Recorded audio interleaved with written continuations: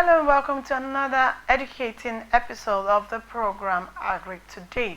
On our program this week, we'll be taking a continuation from what we had last week, the discussion we had with Mr. Idakolo, a farmer and of course a specialist when it comes to anything that has to do with farming. This week we also have in the studio a very a researcher, a passionate farmer, and of course someone who has been in the business of farming for quite a while. And like I said earlier, he is a farmer. Before we bring in our guest for this week, our topic is going to be a continuation from what we had last week with Mr. Idakolo, who spoke extensively on genetically modified organism. On last episode, we termed it as organic and inorganic food. This week, we'll be taking a little, twist from what the topic is. This week, we'll be looking at genetically modified crops. In this sense, we'll take a look at Nigeria's first ever genetically modified certified crop, which is cowpea, what everybody generally understands as beans. Yes, it's beans. And then there are other upcoming research as regards other crops, but today we'll be taking a look at cowpea, and our guest in the studio is going to be Abraham, a researcher with OFAB. OFAB is, a biotechnology organization who has, they are globally. So now we'll take a quick break. We'll take some crops. Of course, like I said, it is just cowpea that is scientifically approved by the federal government in Nigeria as genetic crop.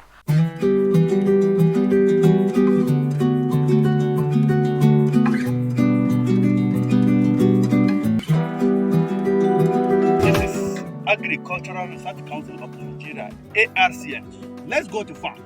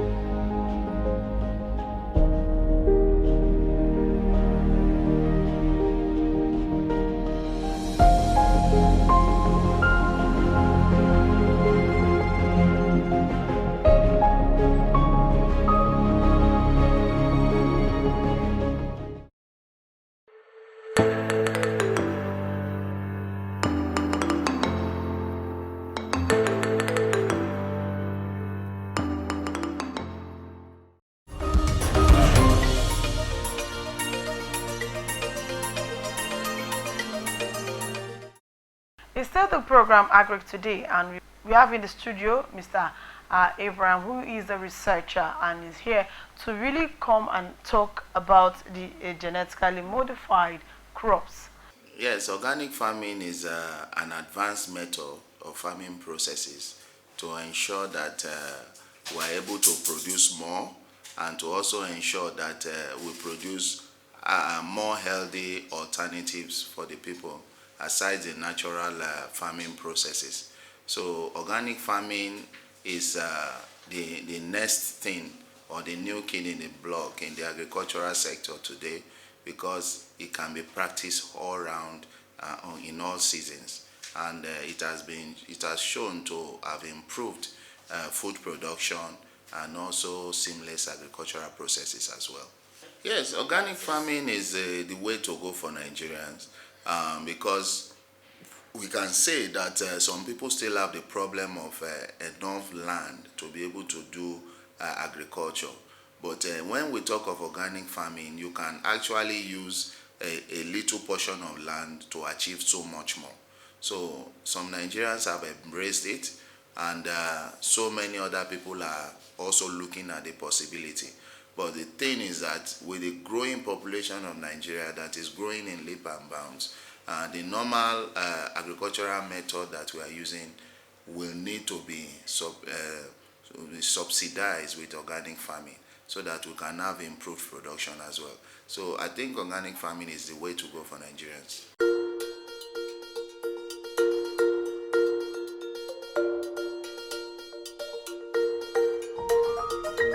You're still on to the program Agric Today, and we've been discussing with Mr. Abraham, who is a researcher. Now, Mr. Abraham is going to be telling us extensively what we need to know, the health hazard and the differences between this organic modified food and the normal the normal farm food and crops.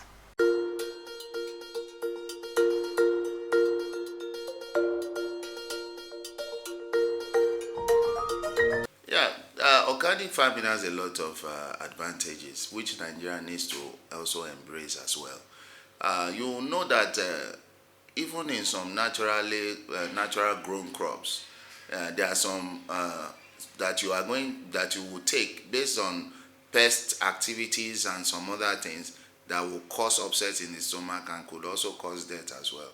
So what organic farming has been able to do is to erase to the barest minimum genetically modified organisms, to ensure that in organic products, these genetically modified organisms are reduced or removed to the barest minimum. And also, if you look at the organic farm, because of the components that are being used, and because of the setup and the environment, you discover that if you taste them, they are more nutritious even than some of the ones that are naturally made. If you have gone to Israel, for example, if you are able to eat their bananas or their other melons and the rest, you discover that it has distinctive taste because of the work that has been put into it through organic farming. So they are always more nutritious. And another thing that you should know, just like I said, the expanse of land that you need for organic farming is not like the one you need for natural farming. So you have the ability to work in the safer environment, clean work environment, because everything will be properly done and there will be no issues at all. And one other thing is that, because of weed control and pests and pesticides, you see that most farmers need to go and bring pesticides. Some will overspray it, some will underspray it, and at the end of the day, we will now have issues with the crops itself growing, which affects crop growth, or sometimes the output will have chemical issues. But when we are talking of organic farming, these pesticides are brought to the barest minimum because the crops are in pesticides resistant because of the computation of what has been used for them. So it makes sure that the products that come out of it does not have the challenges that the natural one has. And also, when you are doing organic farming, in the normal farming, they will tell you cannot grow beans and yam together in the same place, or you cannot combine this type of crop with this type of crop. But when we are talking of organic farming, you can grow varieties in a small aspect, in a small land, or in a small environment because of the way it has been structured. So it ensures that you have choices, you have varieties to be able to churn out different crops at a particular time. Not that, okay, you grow this one for this season, the next season, that's when you can grow this other one. So organic farming removes all that barrier to ensure that you can grow variety of crops. For now, we have pure organic farming. That one is purely with particular crops that are being grown genetically. And we also have integrated organic farming that involves 2 or 3 crops being put together to get a different input. When you see people combining the the genes or this thing from pineapple with orange, and they will grow a different crop that will be very, very rich in the combination of the nutrients that comes from it. So these are different innovations that are being put in the market now, that are being proposed by scientists, and they are doing well. So this different types gives us room, unlike the natural one that if you want the taste of both citrus and pineapple, then you take them differently. But this one can be combined in a particular fruit and it will still give you the effect. When we talk about organic farming, one, we must look out for the safety of the produce that is coming out of it. Two, we must look at the viability, the financial viability of the crops that is being produced. And three, we must look at the acceptability to the people, to meet the peculiar needs of the people. Because it's one thing to produce a crop through organic farming. It's another thing for it to meet the needs of the people, and for it to enhance to be accepted and enhance the growth and the health of the people. So these are the key principles of it, because we know that if we rely alone on the normal way of doing agriculture, we might be having shortages and shortfalls. That is where organic farming comes. So it is to act as a supplement to meet the needs of the people and for it to be accepted. In other climes, it is ensured that every crop you see in the markets is labeled. They label it in the sense that you will see, they will say this one naturally grown, this one organically generated or organic. You understand? So you will now be left with a choice to pick whether the natural one or the organic ones. But in Nigeria, for example, these issues of labeling has become an issue. Why is it an issue? Because Nigerians like fresh things. Nigerians like something that is robust. So, and because our market people, for example, they decide not to label it, so that they tell you, oh, it's natural, but this one is bigger, it's from a good farm, and they put price on it. But in other climes, they label it, they give you a choice, whether you take the natural one or the organic ones.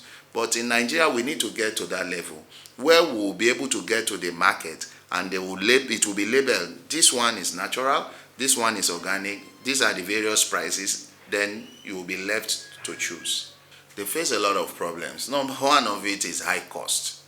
To set up an organic farm is very capital intensive. So you need to really, really know what you are doing to be able to set up an organic farm. The second one is the knowledge intensive nature of organic farming. You need to actually know the various equipments and to man the usage of them. You need to know them very well. And the third aspect that we also need to know is that you need considerable effort in marketing. You know, that just like I said, in other climes, it is labeled and it is well known. But we have a bias in this country. Anything organic, you need to be able to convince the people that no, this is good for the health, this is okay, for people to have a buy-in. So you need considerable, very high marketing expertise to be able to sell organic products. Another key issue that we have is lack of support and also infrastructure. For example, if you want to set up an organic farm, it will pay you, or it will be wise for you to set it up in a place where there is enough road network to be able to move your implements up and down, to be able to site it in a place where maybe other animals or anything will not spoil it. But if you are looking for such a place, then it must be a place that is in the town area. So it's going to be expensive for you, because in the deeper part of the place, there is no infrastructure to support it. So they have a problem of infrastructure and they have a problem of support as well. And another thing that is a major problem that people are also looking at, which government needs to look into, is that some of these organic products are not 100% organic. because just like, for example, if you go to China, you get a product, they will tell you, oh, this one is original, this one is semi-original. You tell us the value or the rate or the level that you want. So some of these organic products are like that. Some of them are not actually 100% organic. They just try to make it appear as if it's organic. So it's a major challenge as well. And another issue is that in the process of using saying that it doesn't involve pesticides and these other ones, some of them still use pesticides.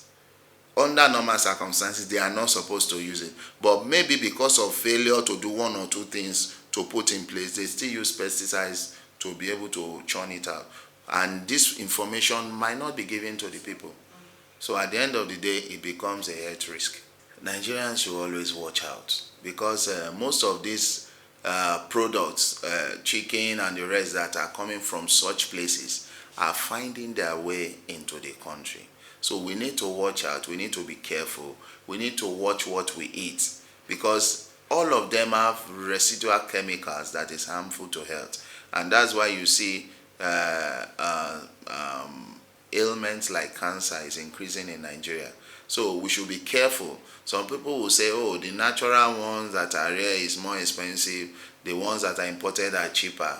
At the end of the day, you pay more for the health risk that involves over time because of eating such. So Nigerians should be careful. We should watch out what we eat. As much as possible, try to look at the natural ones that have sustained us over the years without problems.